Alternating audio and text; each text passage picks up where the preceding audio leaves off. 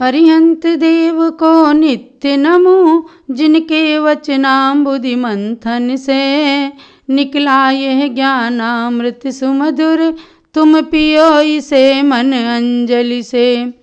यह सूक्ति सुधा निर्झरणी है, परमानंदामृत भर देगा, आत्मा को परम शुद्ध करके यह सिद्धि धाम में धर देगा।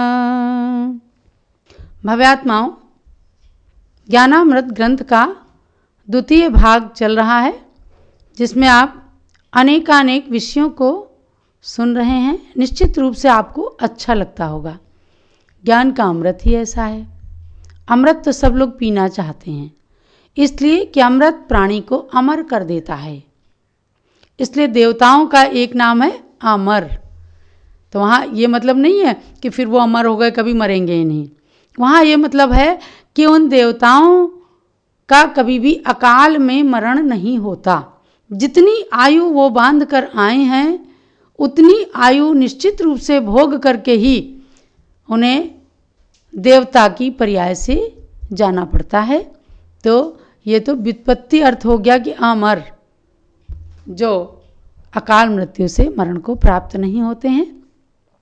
असली अमरता तो हमें ज्ञान के अमृत पीने से ही प्राप्त होगी, क्योंकि ज्ञान का अमृत पीते पीते जब ये जीव तत्व ज्ञान के चिंतन में लीन हो जाता है और ज्ञान के बाद उसे शुक्ल ध्यान हो जाता है, तब उसे परम शुद्ध केवल ज्ञान की प्राप्ति हो जाती है, जो अजरता अमरता का प्रतीक होता है, और उसे फिर सिद्ध अवस्था प्राप्त हो जाती है।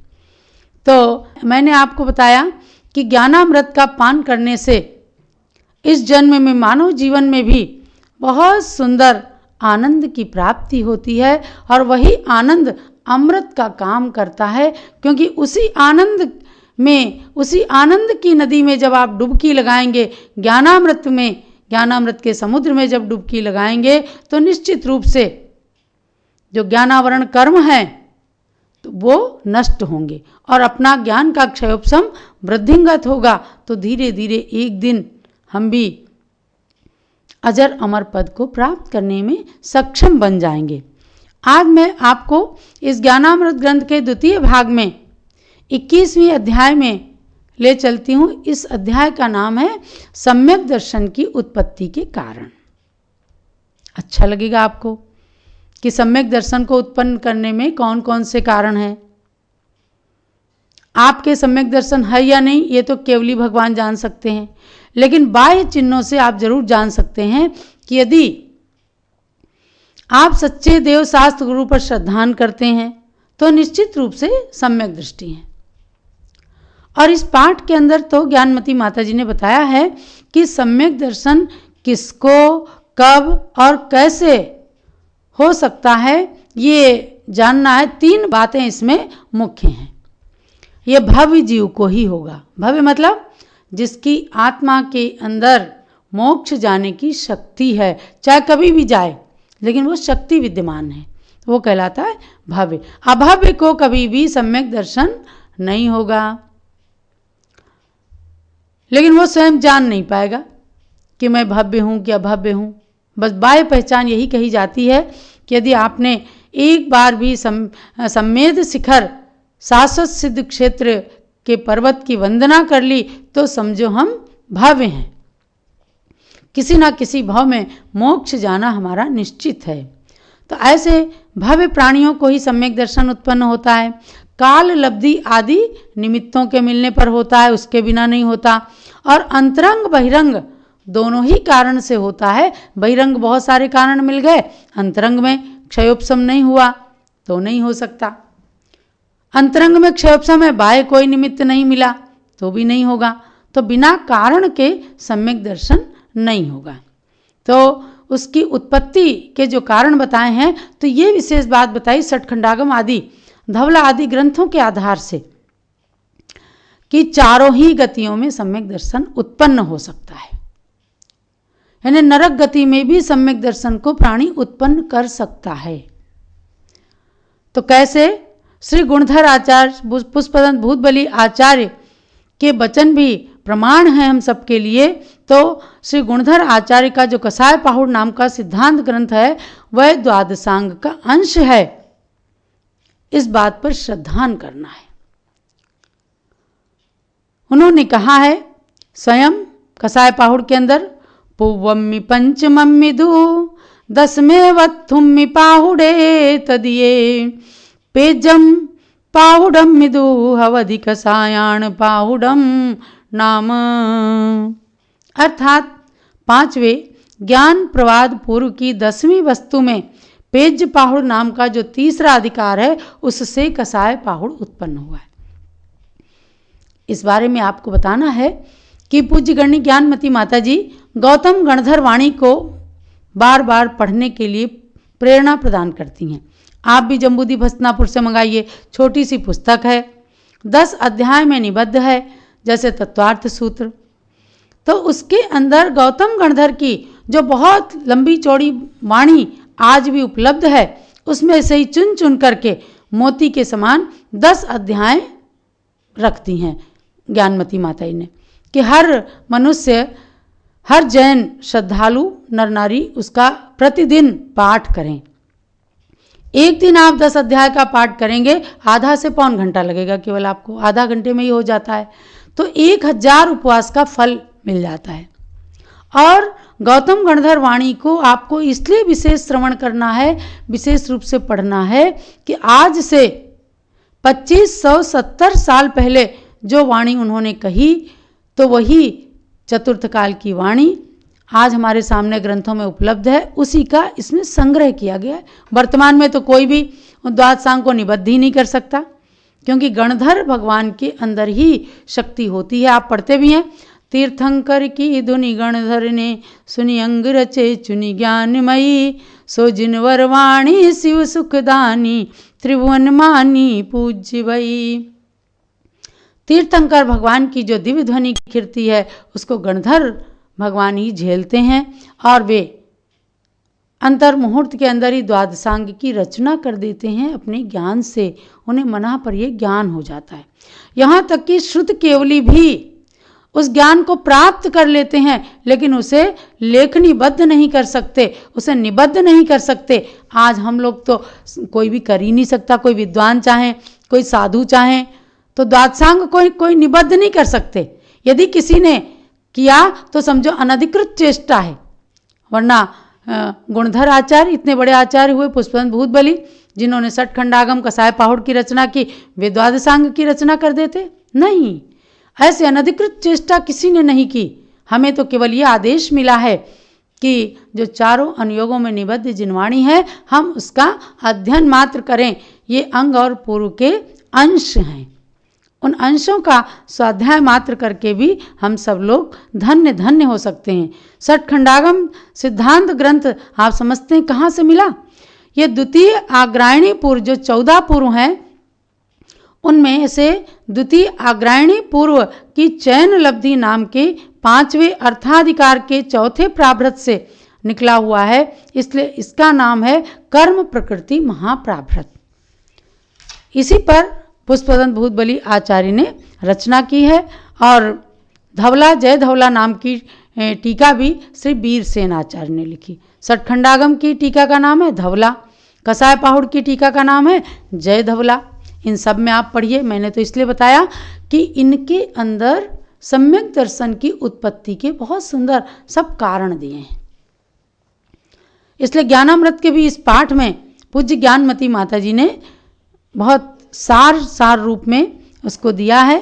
धवला की 6ठी पुस्तक में सम्यक्त के कारणों का जो सुंदर विवेचन है उसी को दिखाया है। सबसे पहले बताया कि नारकी मिथ्या दृष्टि जीव कितने कारणों से सम्यक दर्शन उत्पन्न कर सकते हैं, तो उसमें 3 कारण बताएं: जाति स्मरण, धर्मोपदेश और वेदना अनुभव।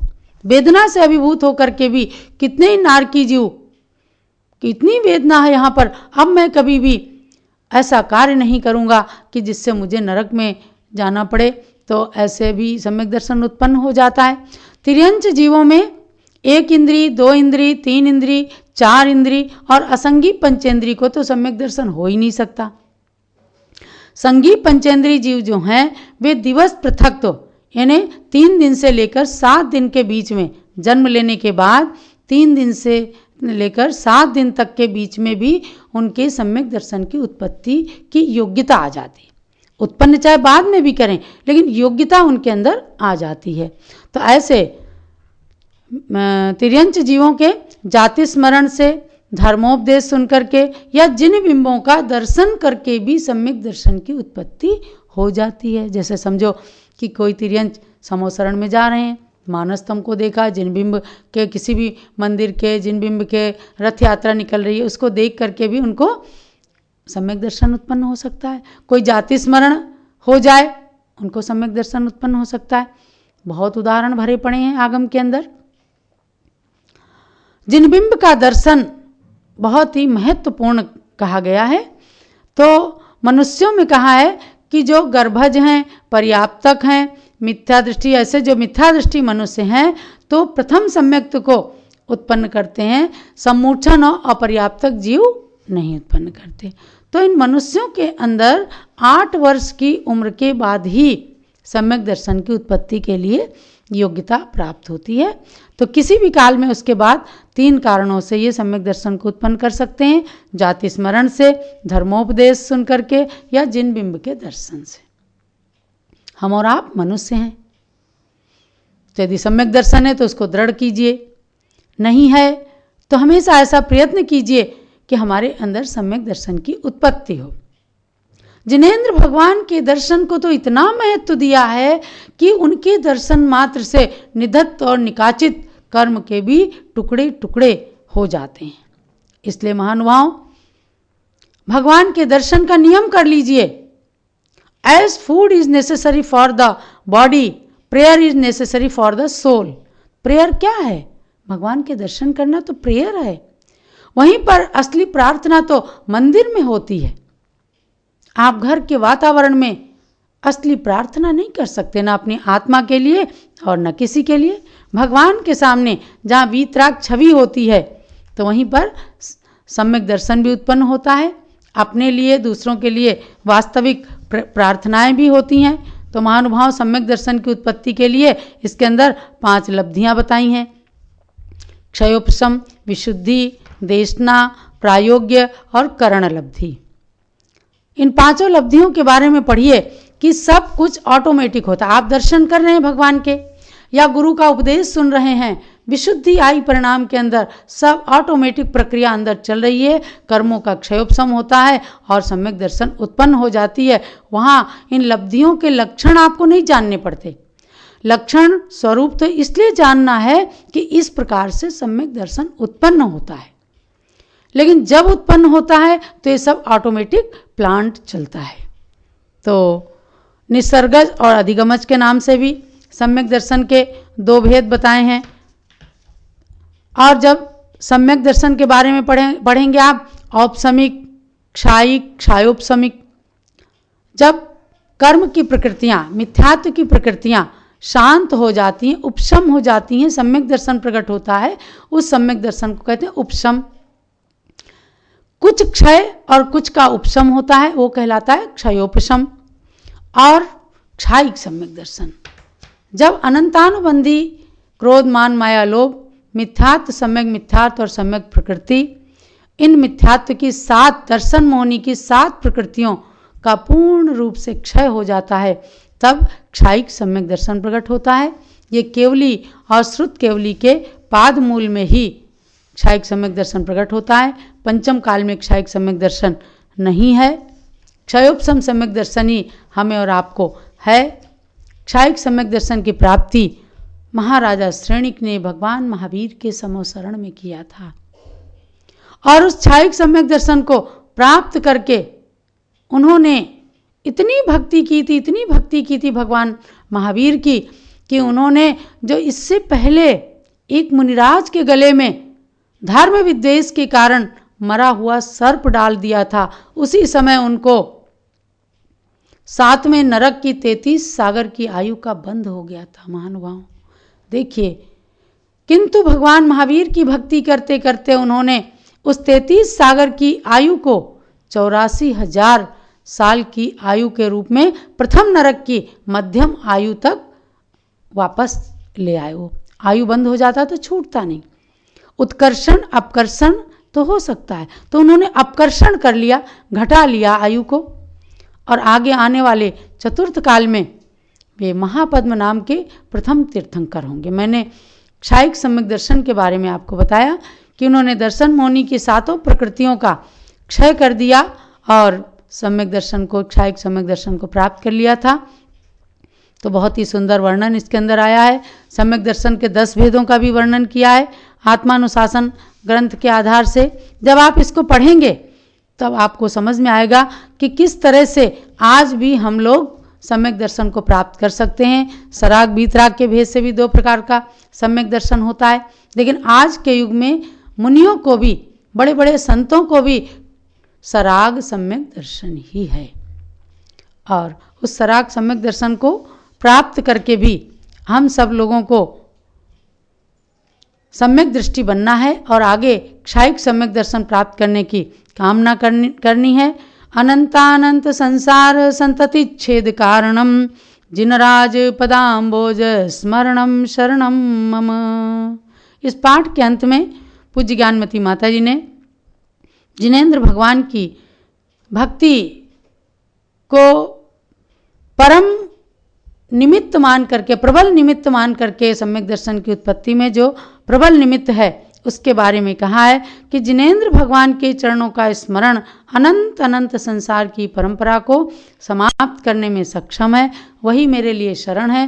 तो महानुभाव, आप सबको सच्चे देवशास्त्र गुरु की भक्ति करना है, जिनेंद्र भगवान की खूब भक्ति करके और अपने संसार को समाप्त करने का कारण खोजना है, सम्यक दर्शन को प्राप्त करना है।